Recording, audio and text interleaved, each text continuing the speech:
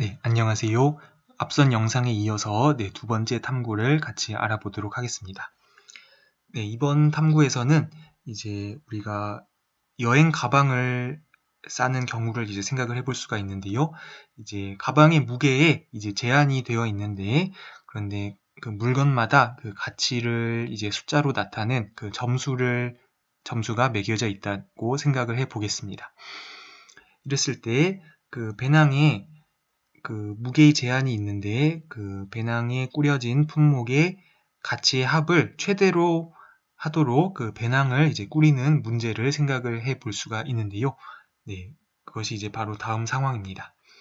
그래서 이제 어떤 사람이 이제 여행을 가기 위해서 필요한 물건들을 이제 쭉 이제 조사를 하고요. 그 물건의 무게와 그 자신이 생각하는 그 물건의 가치를 점수로 이제 적었습니다. 그랬을 때 우리가 이제 12kg 이하에서 이 배낭을 꾸려야 한다고 할 때요. 이 가치의 합을 죄송합니다. 물건들의 가치의 합을 최대로 하려면은 어떻게 배낭을 꾸려야 할지 이러한 문제에 대해서 생각을 해 보도록 하겠습니다. 그래서 이런 것을 우리가 최적화 문제라고 생각을 해 볼 수가 있는데요. 그래서 이것을 먼저 수식으로 나타내 보면 이제 물건들이 i는 1부터 n까지, 예를 들어 이렇게 n개의 물건들이 있다고 하겠습니다. n개의 물건이 있을 때요. 지금 그냥 구체적으로 해볼까요? 지금은 8개의 물건이 있으니까 이제 x1은 그래서 각각의 xi를 우리가 i번째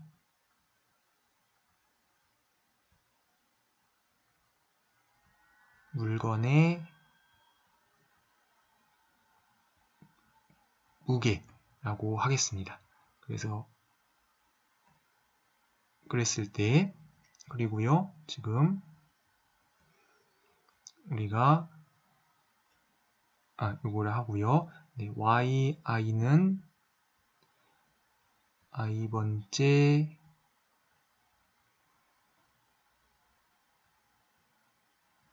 물건의 그 가치 점수라고 이렇게 상황을 설정해 보겠습니다. 그랬을 때 그러면 지금 이제 우리가 그 물건을 배낭에 포함시키냐 안 넣느냐에 따라서 wi를 우리가 0 또는 1이라고 하고요. 그랬을 때 지금 그래서 우리 문제는요. 자, w1 x1 플러스 w2 x2 플러스 w8 x8 이것이 12kg보다 작았으면 좋겠습니다. 이것이 12 이것이 12보다는 작거나 같으면서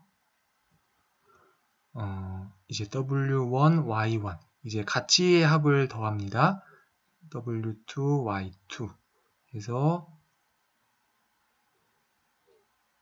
w8 y8 이것이 최대가 되는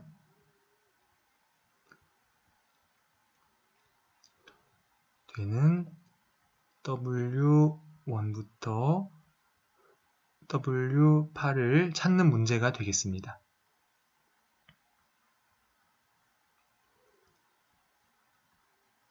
수학적으로는 우리가 이렇게 생각을 해 볼 수가 있겠습니다.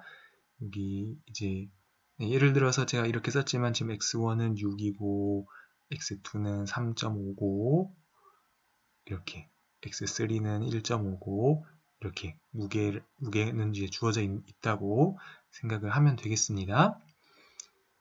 또 식기 세트의 가치는 7이고 침낭의 가치는 4고 이런 식으로 마지막 카메라 가치는 3이고요.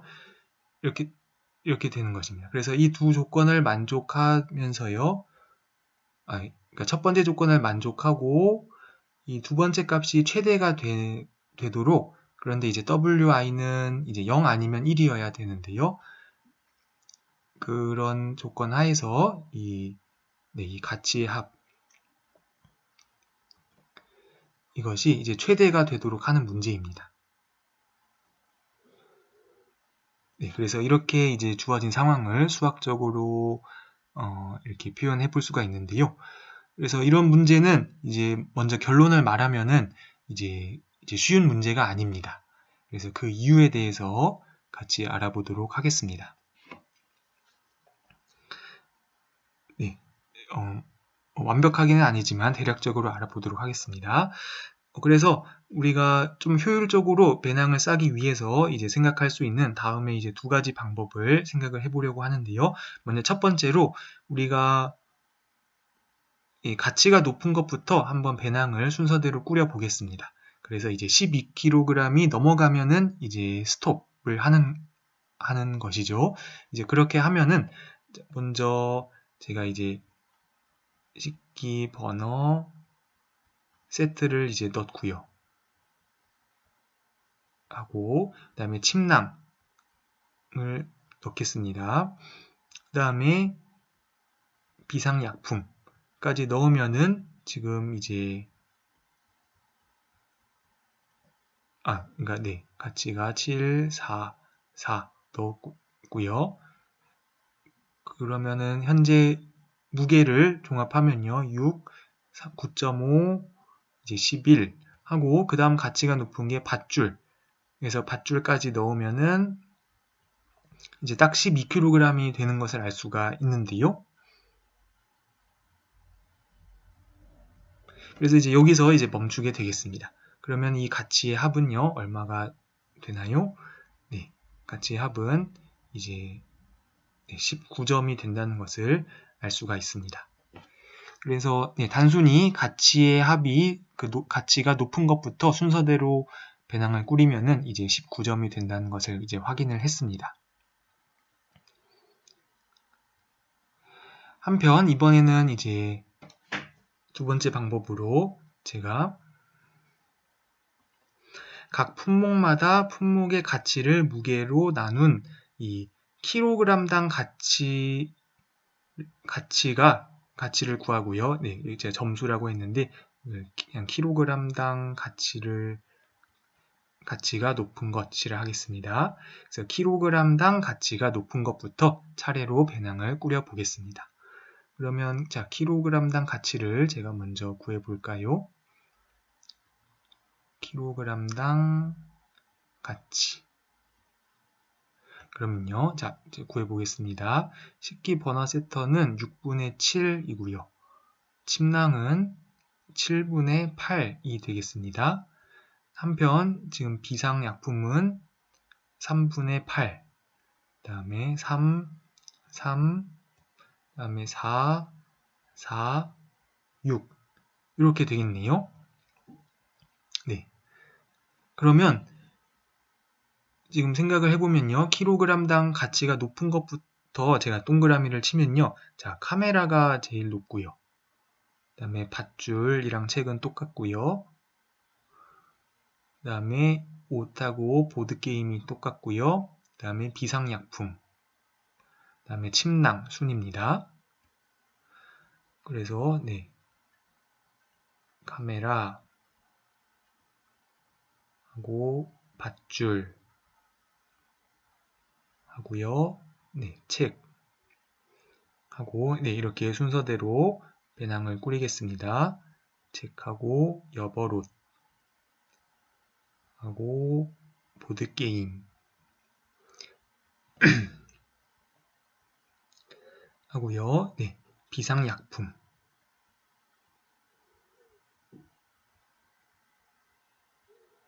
하고 네, 침낭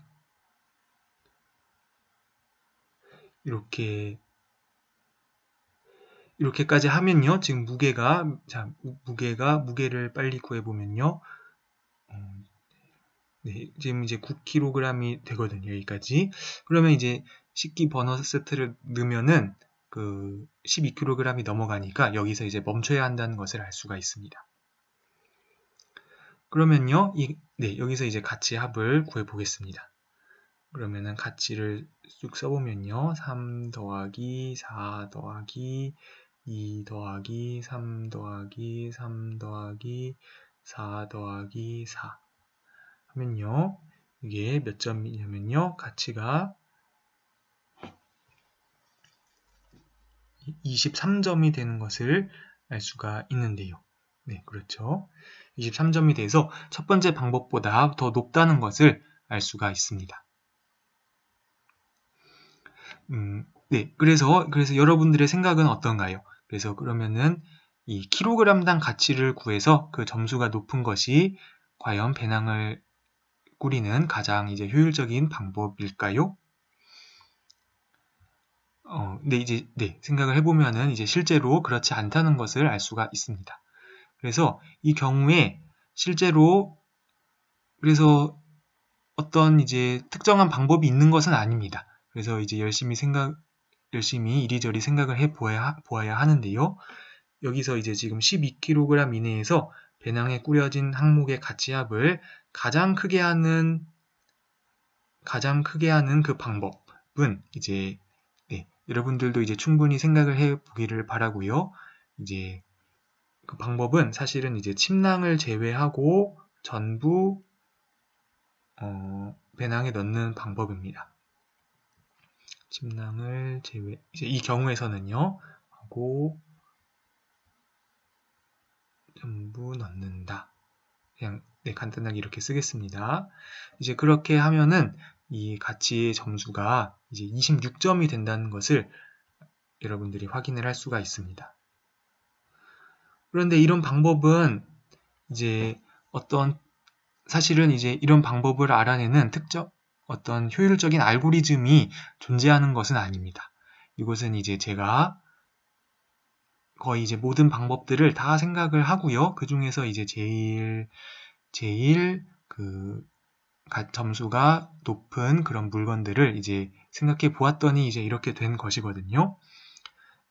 그러니까 지금은 이제 물건이 8개니까 이제 이 정도는 뭐 할 수 있다고 쳐도요. 예를 들어서 물건이 20개거나 뭐 30개 이 정도가 되면은 어떨까요? 그러면은 요거는 이제 첫 번째 탐구에서의 문제와 이제 완전히 달라지게 되겠습니다. 이런 문제는 우리가 이제 효율적인 알고리즘을 통해서 해결할 수 있는 문제가 아니다. 이제 이렇게 말을 합니다. 조금 더 정확히 말하면요. 이것을 그래서 우리가 수학적으로는요. 지금 이제 여기 오른쪽에 제가 기호로 표시한 이 상황을 생각을 해 보기를 바랍니다. 이런 문제를 우리가 이제 물건을 이제 쪼개서 넣을 수가 없으니까요. WI는 0이나 1이어야 하거든요. 그래서 이런 문제를 우리가 0 또는 1 배낭 문제라고 부릅니다.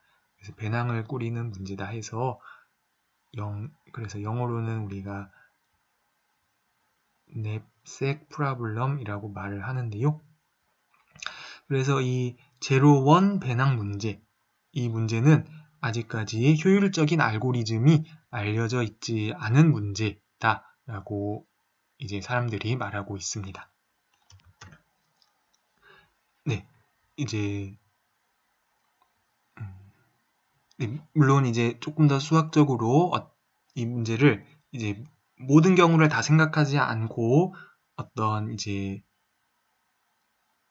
여기서 다루기에는 사실 이제 조금 수준을 벗어나는 방법이긴 하지만 어떤 특정한 방법을 이용해서 문제를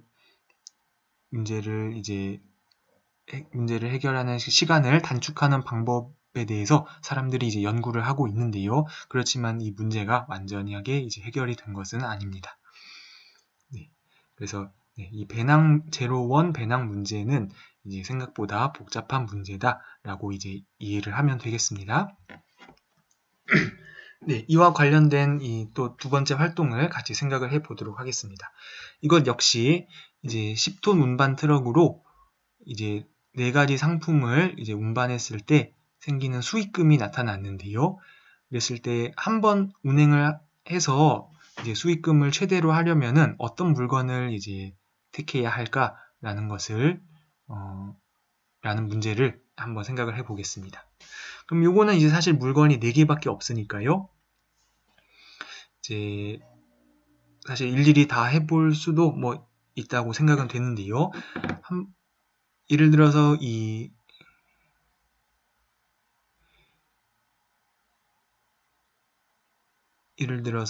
수익금이 가장 큰 것부터 순서대로 넣어 보겠습니다. 그러면은 이제 A가 높으니까 A를 넣고요. 이제, 네. 수익금이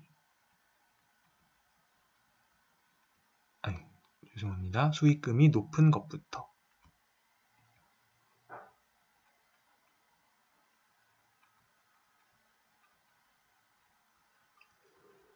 하면요. 제가 A를 넣고요. 그 다음에 10톤을 초과하면 안 되니까요. B를 넣을 수는 없고, 그 다음에 이제 C를 넣겠습니다. 그러면 A랑 C를 넣으면 되겠습니다. 그래서 이렇게 생각을 해볼 수가 있고요. 이번에는 아까처럼 우리 무게당 수익금이 높은 것부터 이렇게 해볼까요?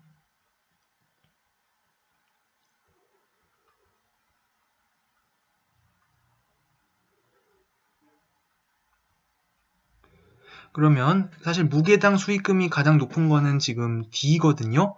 그러니까 D를 넣고요. 그 다음에 이제 C가 그 다음 높으니까 C를 넣고, 그럼 이제 넣을 수가 없죠. 그러면 D랑 C를 넣으면 끝나게 되는데요. 그러면 여러분들이 금방 알 수 있는 것이 이 경우에는 사실 A하고 C를 넣는 것이 가장 좋은 방법이라는 것을 알 수 있습니다. 그래서 이 경우에는 아까와 달리 무게당 수익금이 높은 것부터 넣는 게 별로 좋은 방법이 아니라는 것을 알 수가 있습니다.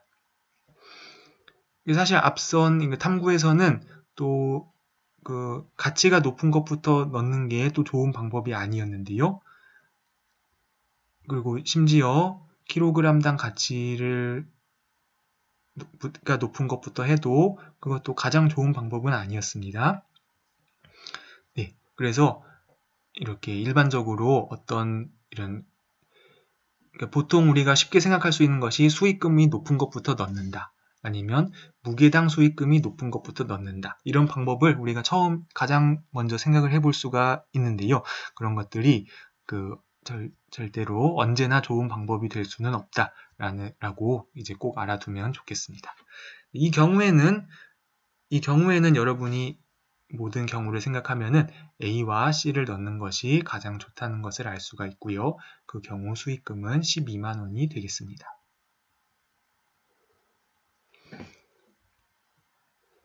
네, 그래서 다시 한번 말하면요. 이 제로원 배낭 꾸리기 문제는 이제 가치가 매겨져 있는 물건을 제한된 용기에 가치의 합이 최대가 되도록 담는 문제입니다. 그런데 금방 알 수 있듯이 물건의 개수가 많으면요. 그 모든 경우의 수를 구하거나 가치를 비교하려면은 그것은 컴퓨터를 이용하더라도 그 짧은 시간에 해결할 수 있는 것이 아닙니다.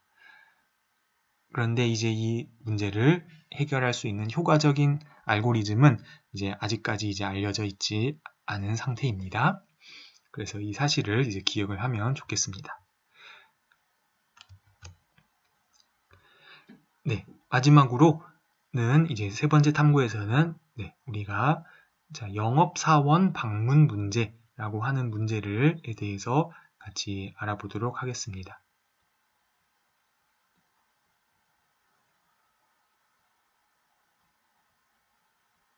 그래서 이거는 우리가 영어로 세일즈맨 프로블럼이라고 부르는데요.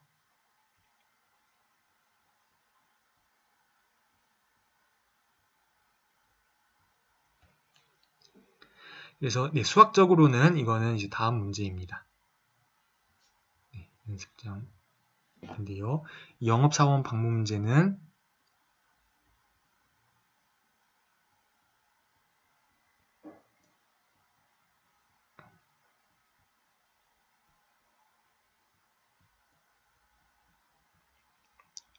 네, 아까 첫 번째에서 우리 변의 숫자의 합이 최소가 되는 생성 수용도를 찾는 문제에 대해서 해봤는데요. 이거는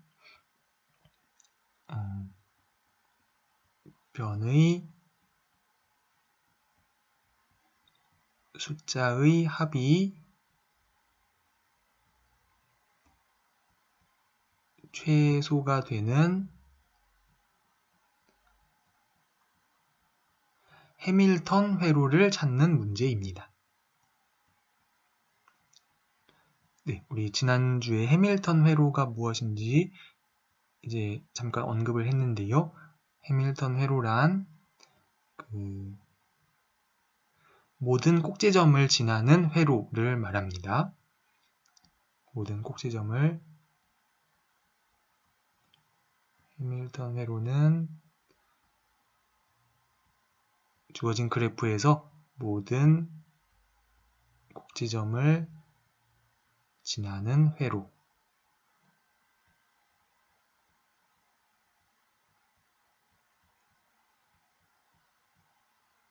회로를 말하는데요. 네, 그래서 이번 예제를 통해서 조금 더 자세하게 설명을 하도록 하겠습니다. 그래서 이제 어떤 영업사원이요, 이 5개의 도시를 방문하는 것을 한번 생각을 보도록 하겠습니다. 그래서 역시 지금 이제 5개의 도시가 있는데요. 네, 여기다가 한번 그려보죠. 5개의 도시를 이제 지금 주어진 상황을 다시 이렇게 주어진 도시마다 도시를 이제 변으로 이렇게 잇고요. 이제 두 도시 사이에 교통비가 이제 주어져 있습니다. 그래서 A, B, C, D, E 라고 하고요. 그래서 그 두 도시 사이의 교통비를 제가 또 변에다가 이렇게 써보겠습니다.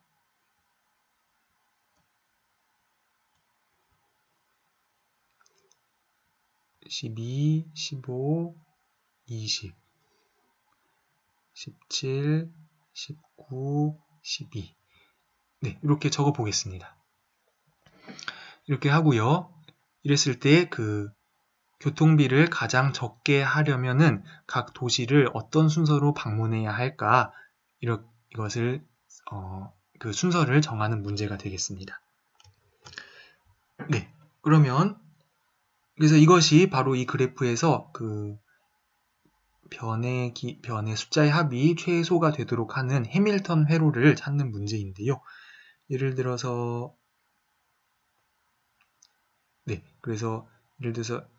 내가 A, B, C, D, E 이 순서대로 지났다 하면은 여기다 그냥 그려보겠습니다. 그러면은 A, B, C, D, E 이러한 해밀턴 회로를 생각하겠다라는 것이고요. 아니면은 또 예를 들어서 A, C, D, E, B, A 이런 식으로 이런 해밀턴 회로를 생각할 수도 있고요. 이런 식으로 해밀턴 회로는 얼마든지 많이 있습니다. 그래서 또 A, B, D, C, E, A 이런 것이 있을 수도 있겠고요. 그래서 해밀턴 회로는 얼마든지 많이 있는데요. 그런 것 중에서 변의 숫자의 합이 가장 작은 것이 무엇인가?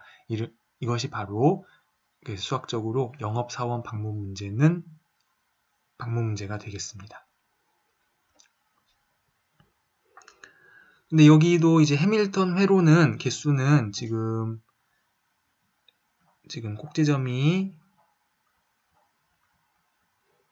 5개면요. 그러면 지금 여러분이 생각을 해본다면요. 해밀턴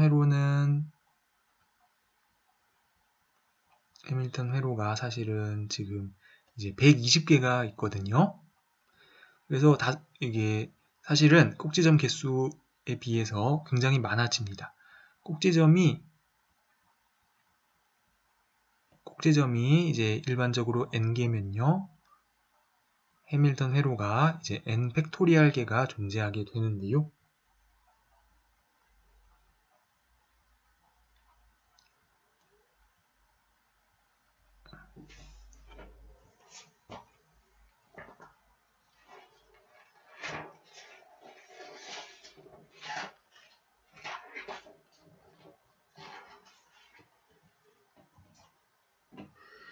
그래서 네, 예를 들어서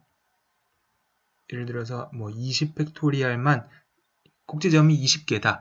예를 들어서 우리나라에 한 20개의 도시를 이렇게 방문하는 그 순서를 찾는 문제를 한번 생각을 해 보면요. 이 도시가 20개만 되더라도 이 모든 해밀턴 회로를 일일이 비교하는 것은 컴퓨터를 이용해도 거의 불가능한 문제입니다. 네, 그래서 모든 해밀턴 회로를 다 구해서 그 변의 숫자의 합을 찾는 것은 이제 불가능하고요. 그렇다면 이제 어떤 효율적인 알고리즘이 있을까? 이 영업사원 방문 문제에 대한 효율적인 알고리즘이 과연 있을까? 이런 질문을 우리가 던져볼 수가 있겠습니다. 네, 그래서 이 세 번째 탐구로 가서 본격적으로 한번 여러 가지 생각을 해 보겠습니다. 네, 그래서 첫 번째 문제는 제가 여기 지금 이제 여기 그래프에서 이제 모두 그래프와 그 교통비를 나타내었고요. 그래서 여기 우리 강의록에서 이 두 번째 문제에 나와 있는 방법을 이용해서 한번 교통비를 구해 보도록 하겠습니다. 이 방법은 어떻게 보면은 가장 간단한 방법이라고 볼 수 있는데요. 한 도시에서 그 교통비가 가장 싼 도시로 이제 갑니다. 그럼 그 다음 도시에서도 또 지금까지 지났던 도시를 제외하고 그 교통비가 가장 싼 도시로 갑니다. 이제 이런 식으로 가서 이제 처음 도시로 되돌아가는 방법인데요. 이 방법을 이용해서 한번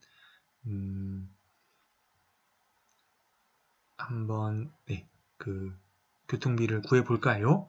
그러면요, 제가 A에서 시작을 하겠습니다. A에서 시작을 하면요. 네, 여기다가 해보겠습니다. A에서 시작을 해서 A에서 교통비가 제일 싼 도시는요, 이제 C가 되겠습니다. 그렇죠? A에서 C가 제일 싸니까 C로 갔다가요. C에서 교통비가 제일 싼 도시는요, A를 제외한다면 이제 B가 되겠습니다. B에서 교통비가 제일 싼 도시는요, C와 A를 제외한다면요, D가 되겠습니다. 그래서 이런 식으로 가는 겁니다. 네, 다시 좀 더 자세하게 쓰면요. A에서 C로 갔다가 B로 갔다가 그러니까 지금까지 지나온 도시를 제외하고 가장 교통비가 싼 도시 D에서는 이제 E를 가야 되겠죠. 그 다음에 이제 모든 도시를 다 갔으니까 A로 돌아가는 것입니다. 그래서 D, E, A 이렇게 이런 해밀턴 회로를 우리가 얻을 수가 있습니다.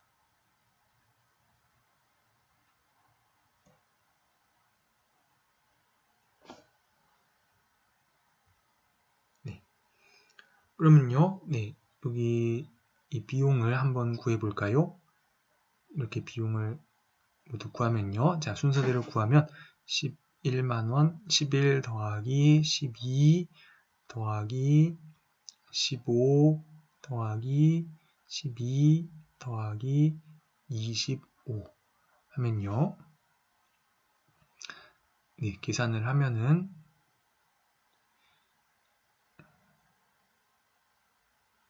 지금 75만 원이 나온다는 것을 알 수가 있습니다. 그래서 이 지금 첫 번째 방법으로 했을 때는 지금 75만 원이 되겠습니다.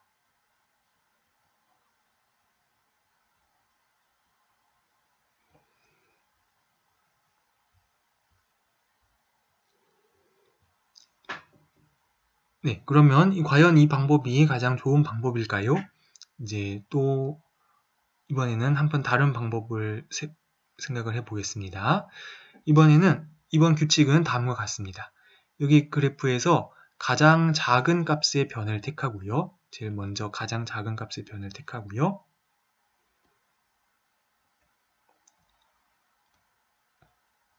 그 다음에 남아있는 변들 중에서 가장 작은 값의 변을 택하는데 근데 두 가지 중에 하나를 만족하는 변은 이제 제외를 합니다. 그래서 이제 해밀턴 회로가 되지 되지 않는 그런 건데요. 이미 택해진 변들과 이어져서 회로를 이루는 변, 이런 거는 제외. 그래서 예를 들어서 이미 이런 게 택해져 있다. 그러면은 여기서 이제 만약에 일로 간다. 이런 거는 이제 제외를 하겠다는 것입니다. 그 다음에 또 이미 오해가 택해져 있는데요. 이미 택해진 변들과 더불어 차수가 3인 꼭지점을 이루는 변. 얘가 이미 택해져 있는데 이런 거를 또 택해가지고 여기 꼭지점이 차수가 이렇게 3이 되는 거예요. 이제 이런 것도 우리가 제외를 하겠습니다. 이런 것들은 제외를 하고 그 변들 중에서 가장 작은 값의 변을 갖는 것을 순서대로 택하겠습니다. 그래서 할 수 있는 데까지 다 한 다음에 그 다음에 마지막에 한 변을 첨가해서 해밀턴 회로를 우리가 만들겠습니다. 그러면 그렇게 한번 해보죠. 그러면 네, 이거 이제 파란색으로 한번 해보겠습니다. 보라색으로 해볼까요? 여기서 지금 교통비가 제일 저렴한 것은 A와 C가 되겠네요. 여기를 이제 있습니다. 그 다음에 교통비가 제일 저렴한 것이 이제 B, C가 있고요. D, E가 있네요. 아무거나 해보겠습니다. 제가 예를 들어서 네, D2를 해보겠습니다. D2를 하든 네, 그 다음에 역시 이제 B, C를 택하면 되겠고요. 그러니까 하나를 택하면은 이제 그 다음 거를 또 택하고 그 다음에 이제 살펴보겠습니다. 그 다음에 제일 적은 게 이제 여기 15네요. 그러니까 여기서도 똑같이 B에서 D로 택합니다. 그러면은 이제 아까와 같겠네요. 그러면 자 이런 상황에서 그러니까 여기 자 지금 이러한 상황에서요. 이제 여기 18이나 16이나 이런 거는 우리가 전부 그릴 수가 없습니다. 그럼 이미 그러니까 회로를 이루거나 지금 생각해보면 전부 차수가 3인 꼭지점을 이루게 되거든요. 이 빨간 거, 여기 C도 마찬가지고요. 이런 것은 우리가 추가를 할 수가 없고 그래서 이제 C로 넘어가면은 네, 결국 마지막으로 E에서 다시 그러니까 이 변을 추가해야 한다는 것을 알 수가 있습니다. 네, 그렇죠. 네, 그래야 이제 네, 그렇게 해서 모든 꼭지점을 거치는 이 해밀턴 회로를 최종적으로 얻어낼 수가 있는데요. 이것도 역시 비용이 75만 원이 되겠습니다.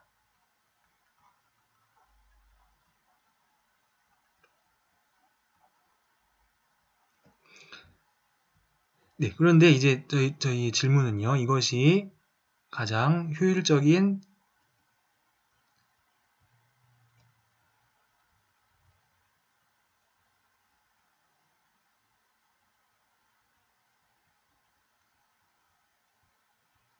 최소의 교통비를 필요로 하는 실제 동선인가? 네, 영업사원 입장에서 살펴봤을 때요. 이 질문에 대해서 한번 생각을 해보도록 하겠습니다. 네, 여러분들은 어떻게 생각을 하나요?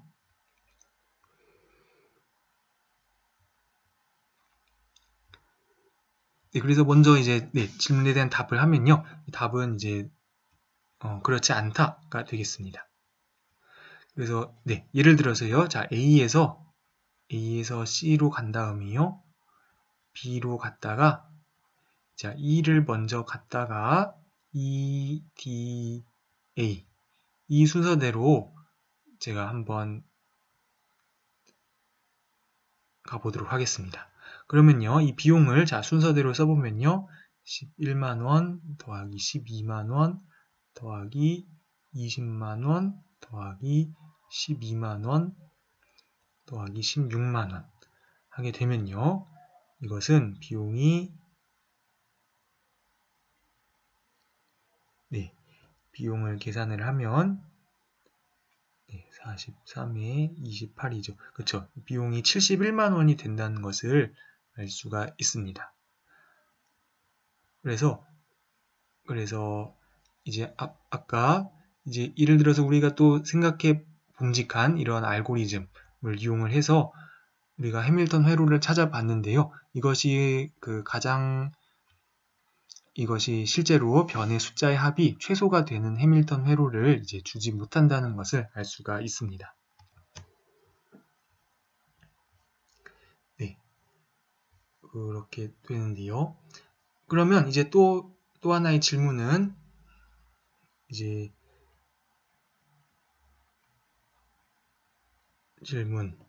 그러면은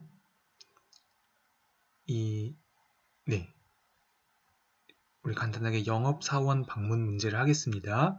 영업사원 방문 문제의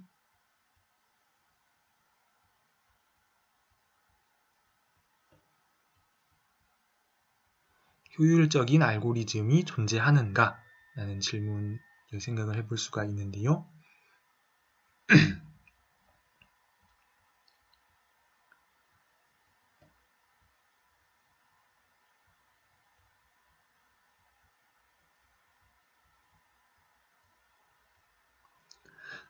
이 단순히 모든 해밀턴 회로를 다 조사해서 그 중에 그 변의 숫자의 합이 최소가 된 것을 하기에는 아까 말했지만 해밀턴 회로는 그 꼭지점이 n개면 n 팩토리얼 개이기 때문에 이 숫자는 어마어마하게 큰 숫자가 되겠습니다. n이 뭐 20 정도만 되더라도요. 그래서 모든 해밀턴 회로를 다 찾아서 비교하는 것은 불가능한데요. 그래서 결론은 일단은 이 질문에 대한 답은 이제 이건 역시 아직까지 알려져 있지 않고 사람들이 굉장히 관심 있어 하는 이제 미해결 문제로 지금 남아 있습니다. 그래서 여기서 효율적인 알고리즘이다 라는 것은 이 말의 이제 수학적으로 자세한 의미는 이제 우리 강의록 이제 뒤편에 바로 다음 그 더 알아보기 그 항목에 이제 약간의 설명이 되어 있는데요. 이 단어에 대한 이제 아주 수학적으로 엄밀한 정의는 제가 생략을 하도록 하겠습니다. 그래서 대략적으로는 이 주어진 그래프에서 각 변의 값이 최소가 되는 해밀턴 회로를 찾는 문제는 아직 효과적인 알고리즘이 알려져 있지 않다. 이제 이렇게 우리가 이해를 하면 되겠습니다.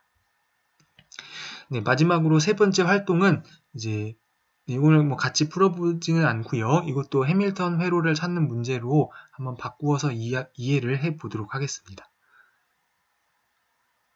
이것이 지금 현재 집에서 출발해서요. 모든 곳을 방문하고 다시 집으로 돌아올 때까지 걸어야 할 최소 거리를 찾는 문제입니다. 그러면요, 우리가 거쳐야 할 곳이요. 이제 이렇게 7개가 있습니다. 그래서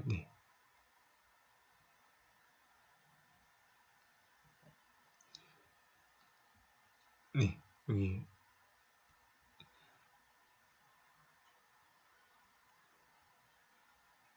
이것을 그래프로 그려본다면요. 사실 그래프로 생각하면 더 복잡해지는 것 같기도 하지만요. 그냥 수학적으로 그 의미를 찾기 위해서 빠진 게 더 있을까요?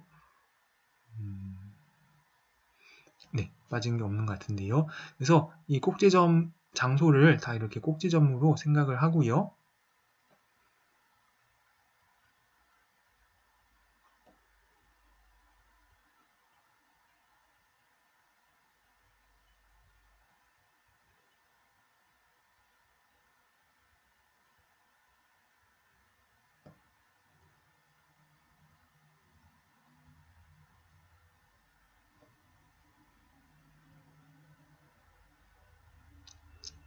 이렇게 하고 이 변마다 이렇게 숫자를 다 적었다고 생각을 해 보겠습니다. 변마다 그 걸어야 할 거리를 이제 적어 보겠습니다. 그러니까 네, 몇 개만 적으면 집에서 마트는 2칸, 또 집에서 서점은 이제 4칸, 또 예를 들어서 집에서 노래방은 뭐 6칸, 집에서 백화점은요, 백화점은 5칸. 뭐 예를 들어서 제가 다 하진 않겠습니다. 이런 식으로 그 각 변에 숫자가 적혀 있는 이 완전 그래프를 그렸다고 하고요.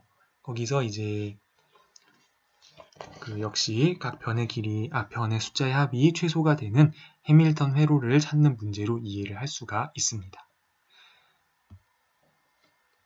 네, 그래서 사실은 이제